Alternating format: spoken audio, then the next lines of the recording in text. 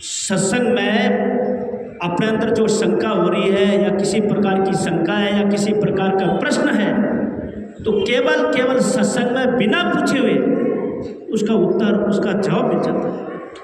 परम श्रद्धेय स्वामी जी श्री राम सुखदास जी महाराज बोलते थे, बोले क्या बोलते थे?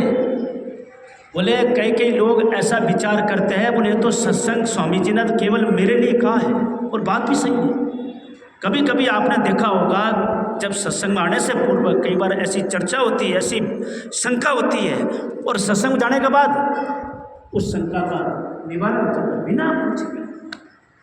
और इसलिए आगे लिखा है, बोले राममया सतगुरु दया, देखो राममया सतगुरु दया, साधु संग जब हो तब प्राणी जाने कछु रयो विषय रस भो।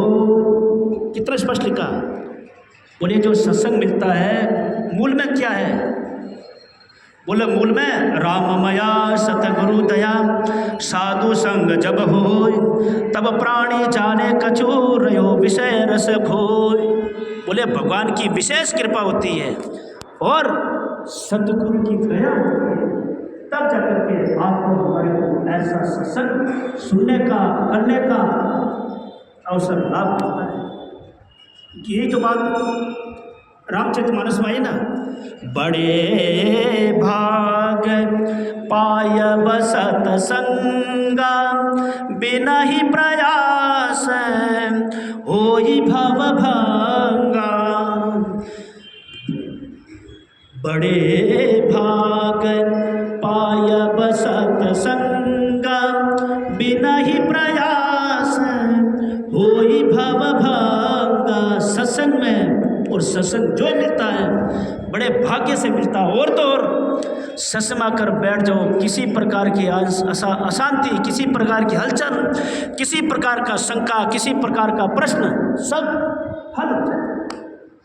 इसलिए परम श्रद्धेय स्वामी जी श्री राम सुखदास जी महाराज बोलते थे, बोले पढ़ाई से तो केवल एक विषय का ज्ञान होगा, लेकिन सत्संग से, बोले सत्संग से अनेक विषयों का ज्ञान होता है।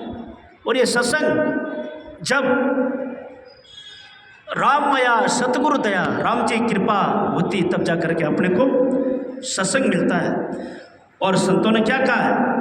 बोले भगवान और संतों की जब पूर्ण कृपा होती तब सत्संगति मिलती है।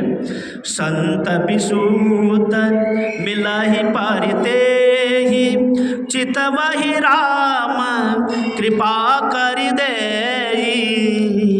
संत विसूत मिला ही पारिते ही, चितवहि राम कृपा कर दे। स्पष्ट आया, जब राम जी कृपा होती है तब जाकर के अपने को सत्संग मिलता है।